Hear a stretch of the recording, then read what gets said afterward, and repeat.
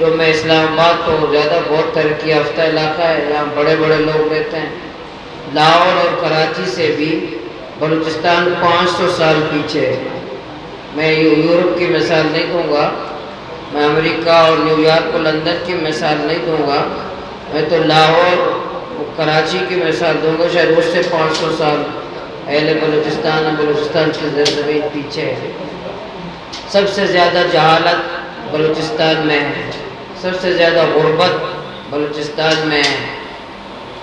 پاکستانی میں نہیں، پوری ایشیا میں جو پیدائش کے وقت، بچے کے پیدائش کے وقت جو سب سے زیادہ مائیں مرتی ہیں وہ بلوچستان ہے، ایشیا میں، پاکستان میں نہیں، ایشیا میں سب سے زیادہ مائیں ہماری مرتی ہیں بلوچستان ہے۔ اسی طرح پورے بلوچستان میں ایک ہاسپٹل بھی موجود نہیں ہے جہاں ہم اپنا علاج کریں۔ ہم لوگ کراچی جاتے ہیں یا ہمارے یہ پنجاب کے ملک کے علاقے ہیں، یہ پنجاب جاتے ہیں یا سندھ جاتے ہیں۔ پورا بلوچستان جہاں ایٹمی دھماکہ کیا جاتا ہے، جہاں سونا نکالا جا رہا ہے، جہاں 30 سال سے چاندی نکالا جا رہا ہے، جو سی پیک کی ریڑھ کی ہڈی، جو سی پیک کا ماتھے کا جھومر، ساحل بلوچستان، ڈیپ سی پورٹ، یہ سب کے باوجود بھی ایک ہاسپٹل بلوچستان میں موجود نہیں ہے جہاں ہم اپنا علاج کریں۔ یہ ایک رخ ہے بلوچستان کا۔ جب سی پیک کا آغاز ہوا، اور یہ بھی پروپیگنڈا ہمارے خلاف کیا جاتا ہے، جب بھی تحریکیں چلتی ہیں اپنے حقوق کی، حق دو، بلوچستان ہم نے تحریک کی، حق دو، اس میں حق اپنے آئین اور قانون کے تحت حق مانگنا کوئی جرم تو نہیں ہے۔ ہم حق اپنا مانگ رہے ہیں۔ ہم کیا مانگ رہے ہیں؟ ہم تو پاکستان کو مانتے ہیں، ریاست کو مانتے ہیں، آئین مانتے ہیں، قانون مانتے ہیں۔ 73 کے آئین کے تحت جو ہمارے حقوق ہیں وہ ہم مانگتے ہیں۔ ہم اس سے محاورہ ایک طریقہ بھی نہیں مانگتے۔ سی پیک میں بجا طور پر ہم یہ سمجھ رہے تھے کہ سی پیک سے بلوچستان کی تقدیر تبدیل ہوگا اور ترقی اہل بلوچستان چاہتے ہیں۔ کون سا بے عقل ہوگا، بیوقوف ہوگا جو ترقی نہیں چاہتا؟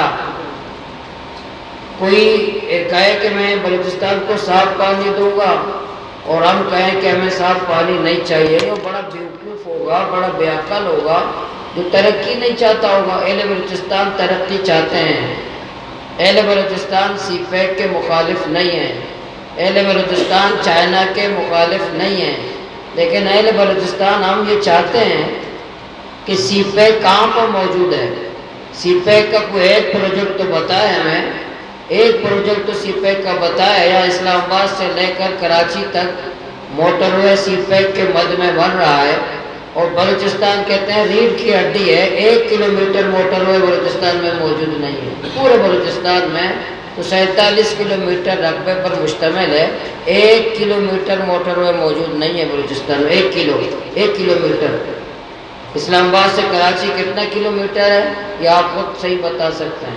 اسی سی پیک پروجیکٹ میں وہ بن رہا ہے، اور اکثر سکر تک بن چکا ہے، حیدرآباد تک بن چکا ہے، آگے بن رہا ہے۔ اس طرح پورے بلوچستان کہتے ہیں ریڑھ کی ہڈی سی پیک کا 1 کلومیٹر موٹر وے نہیں ہے۔ تو آپ خود اندازہ لگائیں، سی پیک کا مخالف اہل بلوچستان نہیں ہے، سی پیک کا مخالف اسلام آباد کا اور بدنیت حکمران ہے، سی پیک کا مخالف اسلام آباد کے ہو بلوچستان عوام کے دشمن حکمران ہیں، جو بلوچستان کو محروم رکھا، بلوچستان کو پسماندہ رکھنے میں ملوث ہیں، بلوچستان کے عوام کو غربت، جہالت کے تحفے دے رہے ہیں، وہ سی پیک کے مخالف ہیں۔ اہل بلوچستان سی پیک کا مخالف نہیں ہے۔ جب یہ وقت گزرتا رہا تو اہل بلوچستان ہم لوگ یہ محسوس کر رہے تھے، ہم خود بلوچستان کے سرزمین کے، میں خود گوادر شہر سے تعلق رکھتا ہوں، پورٹ سٹی سے تعلق رکھتا ہوں، ہم محسوس کر رہے تھے کہ آج ہمیں ترقی ملے گی، کل ہمیں ترقی ملے گی، صاف پانی ملے گا، علاج ملے گا، تعلیمی ادارے ملیں گے۔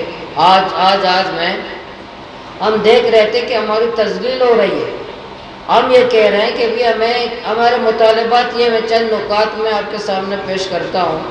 ہمارا پہلا مطالبہ یہ ہے کہ بلوچستان ایک صوبہ ہے، اس کو ایک صوبے کا درجہ دیا جائے۔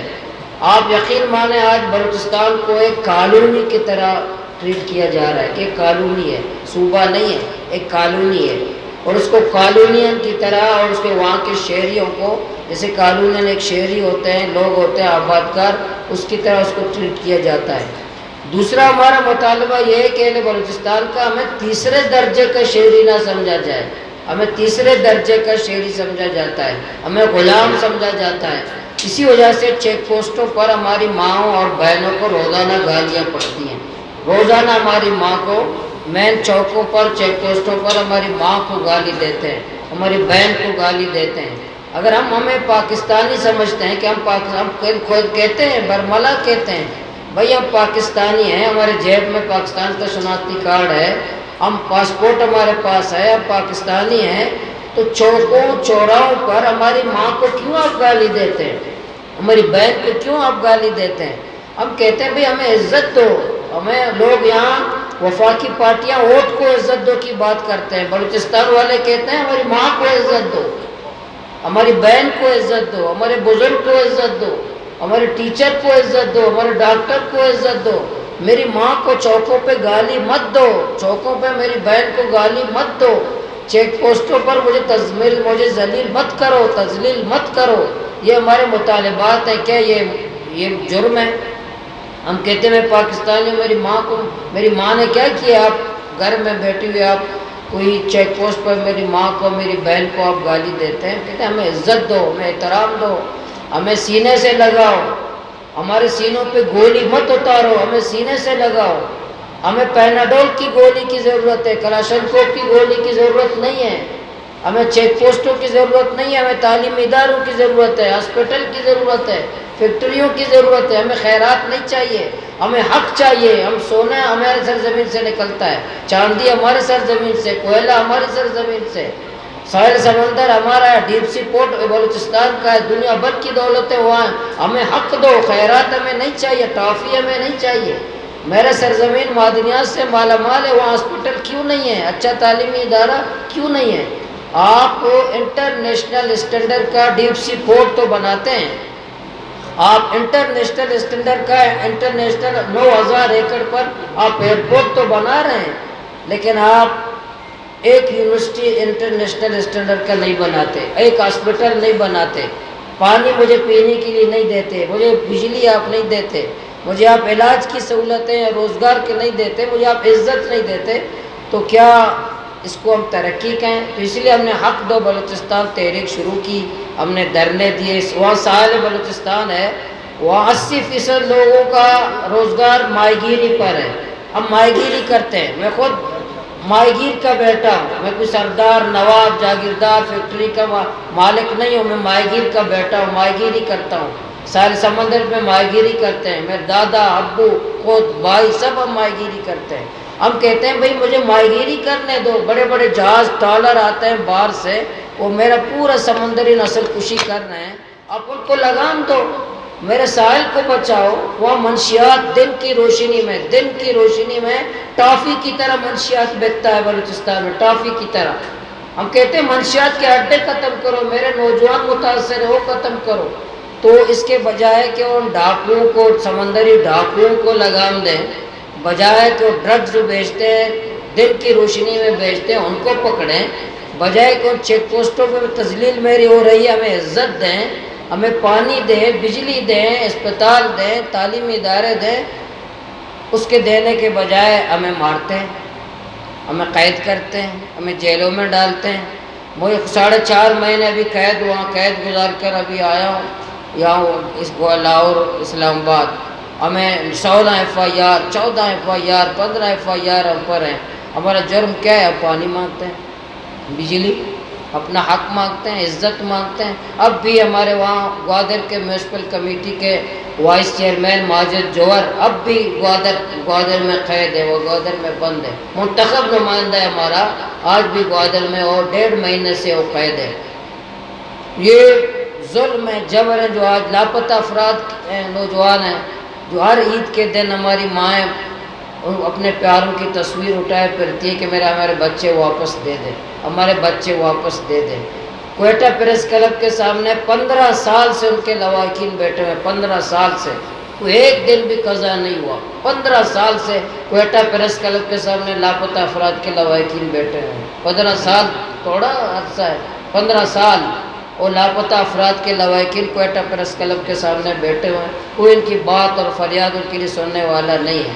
تو یہ ہمارا درد ہے، یہ ہماری تکلیف ہے جو میں آپ کے ذریعے اسلام آباد کے ایوانوں تک پہنچانا چاہتے ہیں۔ اور آخر میں یہ بھی بات کروں کہ وہ بلوچستان جو سب سے زیادہ غربت وہاں ہے، سب سے زیادہ جہالت وہاں ہے، سب سے زیادہ محرومیاں وہاں ہیں، وسائل بھی ہیں، محروم بھی ہیں، لیکن بدقسمتی سے 1 سال 1.5 سال پہلے ہمارے اوپر ایک ایسا وزیر اعلیٰ اسٹیبلشمنٹ نے، BNP مینگل ایک پارٹی نے، جمعیت علماء اسلام نے، ان تینوں نے مل کر ایک ایسا وزیر اعلیٰ اہل بلوچستان پر مسلط کیا ہے تو ہم لوگ بلوچستان والوں کو اب تک پتہ نہیں ہے کہ جاگتا کب ہے، جاگنے کا ہمیں پتہ نہیں ہے۔ اور ایسی حالت اس کی زندہ لاش ہے جو ہم پر بلوچستان والوں پر زندہ لاش ہم پر مسلط کیا گیا ہے، اور دن رات سوتا ہے، حکومت کی نظام تباہ، اپوزیشن نہیں ہے، صوبائی اسمبلی قبرستان ہے، دفتروں میں چوری ہیں، ملازمتوں کی بندربانٹ ہے، کرپشن عروج پر ہے، اور وزیر اعلیٰ صاحب CM جو ہے کبھی کبھی تو ان کا دروازہ توڑ کر بھی CM ہاؤس کو دیکھا جاتا ہے کہ زندہ بھی ہے یا مردہ ہے۔ ایس حالت ہے جو زندہ لاش، یہ سیاسی بات نہیں، آپ اپنے نمائندوں سے پتہ کریں کوئٹہ میں کہ CM بلوچستان جاگتا کب ہے اور کب کام کرتا ہے اور کب دفتر سے نکلتا ہے۔ ابھی پچھلے ہفتے صوبائی کابینہ کا اجلاس تھا CM ہاؤس میں، تو ایک حال میں CM کابینہ کا اجلاس تھا، یہ اس کابینہ کے اجلاس میں بھی نہیں جا سکا، اتنا زندہ لاش ہے کہ دوسرے کمرے میں بیٹھا ہوا فرد اپنے صوبائی کابینہ کے اجلاس میں نہیں جا سکتا، اور اس کو بلوچستان کے صوبے کا وزیر اعلیٰ بنایا گیا ہے، بلوچستان کے لوگوں پہ مسلط کیا گیا ہے۔ تو یہ ظلم نہیں ہے بلوچستان پر، اسلام آباد والے ظلم نہیں کر رہے بلوچستان پر، یہاں کے نمائندے، یہاں کے ادارے ظلم نہیں کر رہے بلوچستان پر کہ جو سب سے زیادہ وہاں محرومیاں اور وہاں ایک زندہ لاش اہل بلوچستان پر آپ مسلط کریں۔